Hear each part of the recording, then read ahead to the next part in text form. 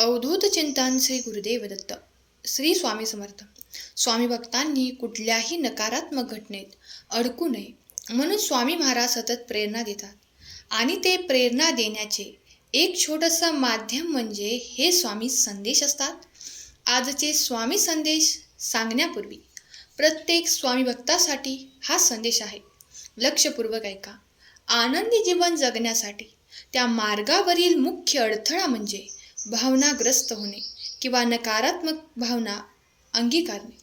आज आपण पाहतो की तरुण लोकांना चिंता, नैराश्य आणि उदासीनता खूप सतावते. कधी आपण एखादी मोठी संधी गमावल्यामुळे, कधी पराभूत झाल्याने असे वाटणे साहजिक आहे. जे कामात अपयशी ठरतात त्यांच्या बाबतीत हे नजरेस येते, पण अत्यंत यशस्वी जे आहेत त्यांच्या बाबतीत सुद्धा असे घडू शकते. ही नकार घंटा कधी आपल्या कारकिर्दीत, आपल्या कामाच्या ठिकाणी ऐकू येते, तर कधी आपल्या कुटुंबात किंवा आपल्या प्रेमजीवनात ऐकू येते. अशा वेळेला थोडे परिस्थितीतून दूर जाऊन थोडे अलिप्तपणे विचार केला की समजते. त्या पलीकडे बघण्यास, आपलं नवीन ध्येय निश्चित करण्यास आणि ते ध्येय योग्य आहे की नाही हे ठरवण्यास मदत होईल. म्हणून अलिप्तपणे आणि धोरणात्मक विचारसरणीमुळे आपल्याला योग्य काय आणि अयोग्य काय हे समजायला मदत होईल. ते शहाणपण आहे. स्वामी भक्तांनो, अलिप्तपणा शिकवणे खूप अवघड आहे, पण तरीही जीवनातील चढउतारात अलिप्त राहणे आणि शांत राहणे हे फार गरजेचे आहे. अन्यथा उलथापालथ झाल्याशिवाय राहणार नाही. तसं बघायला गेलं तर आपण आता एक जागतिक खेड्यात राहत आहोत, जिथे वेगवेगळ्या ठिकाणाहून लोक येतात आणि वास्तव्य करतात. कुठल्याही शहरी भागात काही लोक तिथले रहिवासी असतात आणि काही दुसरीकडून आलेले असतात. त्यामुळे कल्पनांची देवाणघेवाण होते आणि संस्कृतीचे मिश्रण नेहमीच आढळते.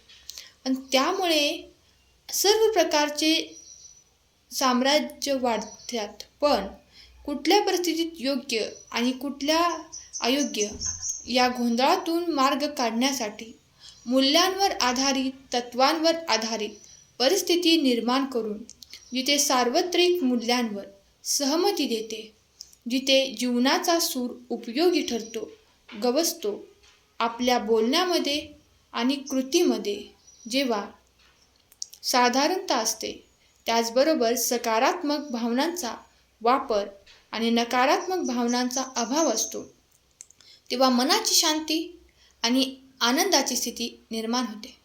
आपण जितके अधिक त्या प्रकारे राहण्याचा प्रयत्न करतो, तितक्या जास्त प्रमाणात आनंद घेत असतो. सिद्धांत इच्छापूर्तीचा कल्पनेपेक्षा भिन्न आहे. आनंदी होण्यासाठी संपत्ती, आरोग्य, सौंदर्य आणि मजेचे उद्दिष्ट पूर्ण केल्याने आपल्याला थोडाफार क्षणिक आनंद होईल आणि एका विशिष्ट वयात महत्त्वाचे सुद्धा आहे. पण दीर्घकाळापर्यंत तणावविरहित व सुखी होण्याचा मार्ग ज्ञानमार्ग आहे. ज्ञान मिळवल्याने सुखाचे अनुसरण करता येते. आपल्या विचारांना सतत तपासून घेतले पाहिजे, धोरणात्मक असले पाहिजे आणि आपल्या कृतीच्या दीर्घकालीन परिणामांबद्दल विचार केला पाहिजे.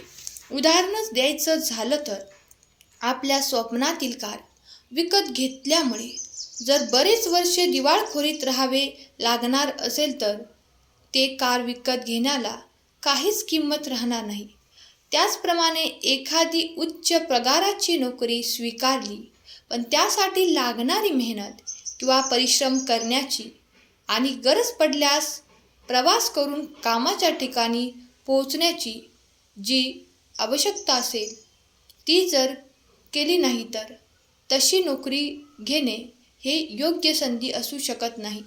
अशा प्रकारे तर कम अभावाचा विचार केल्यास लक्षात येते, इतर काहीही नसले तरी ज्ञानाचा मार्ग अवलंब केल्याने आपल्याला आपले जीवन योग्य दिशेने नेता येईल. आणि त्याचबरोबर न्याय मागून आपण सर्वांचे जीवन दीर्घकाळापर्यंत तणावमुक्त, सुखी आणि समृद्ध करण्याचा जास्तीत जास्त प्रयत्न करू शकतो.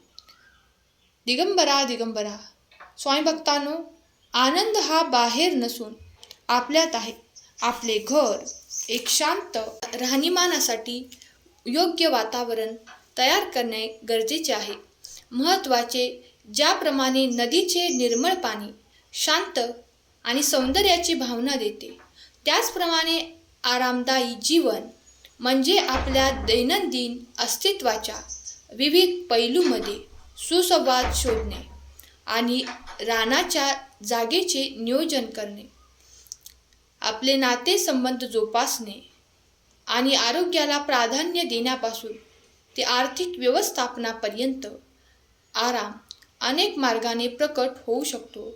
आरामदायी जीवन हा जीवन जगण्याचा एक मार्ग आहे, जो शारीरिक, मानसिक सहजतेची भावना प्रदान करत असतो.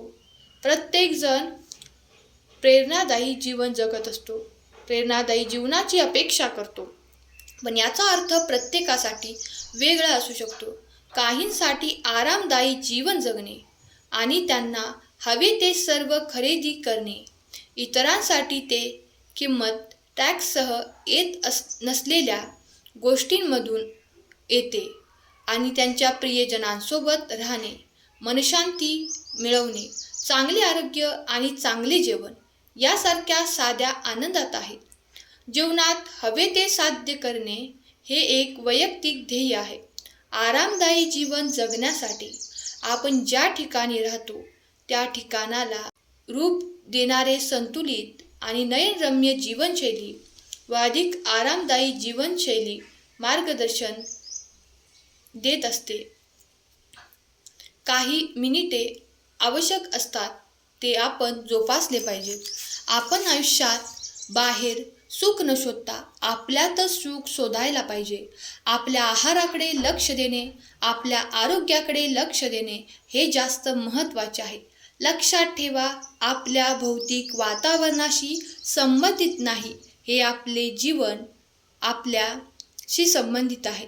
आपल्या जीवनात जे लोक आपल्यासोबत आहेत त्यांच्यासोबत आपण आपले जीवन शेअर करत आहोत, त्याच्याबद्दल देखील लोक तुमचा आदर जेव्हा करतील, जेव्हा तुम्ही दुसऱ्यांचा आदर कराल तेव्हाच लोक तुमचा आदर करतील. त्यामुळे तुम्ही दुसऱ्यांना किंमत द्यायला पाहिजे. जे द्याल तेच तुम्हाला मिळेल. आपली आवड असलेले छंद जोपासा, क्रिया कायम तुम्ही करत राहा. आपल्याला कशाची आवड आहे, आपल्याला काय आवडतं हे तुम्ही जाणून घ्या आणि त्यावरती तुम्ही लक्ष केंद्रित करा. अपयशातून यश कसे मिळवावे हे तुम्हाला लगेच समजून येईल. सकारात्मक गोष्टींवर लक्ष केंद्रित करा. आव्हाने किंवा अडचणीकडे दुर्लक्ष करा. समाधानी जीवन जगण्यासाठी आपण जीवनात यशस्वी व्हावे असे नाही, आपल्या आयुष्यात जे काही लागते ते मिळवणे सुद्धा आहे. भगवंताचे नामस्मरण करा. दिवसभर तुम्हाला ऊर्जा प्रदान करत राहील. अवधूत चिंतन श्री गुरुदेव दत्त. जर तुमचा स्वामी शक्तीवर विश्वास असेल तर आत्ताच चॅनेलला सबस्क्राईब करा आणि एक लाईक करायला विसरू नका. लक्षात ठेवा, तुमचे एक लाईक प्रेरणा देते नवीन संदेश बनवण्यासाठी. स्वामी तुमच्या सर्व चांगल्या इच्छा पूर्ण करून तुम्हाला सुखात ठेवो हीच स्वामींचरणी प्रार्थना. केलेली सेवा स्वामींचरणी अर्पण करते. आजचा हा संदेश शेवटपर्यंत ऐकल्याबद्दल धन्यवाद. श्री स्वामी समर्थ. जय जय स्वामी समर्थ.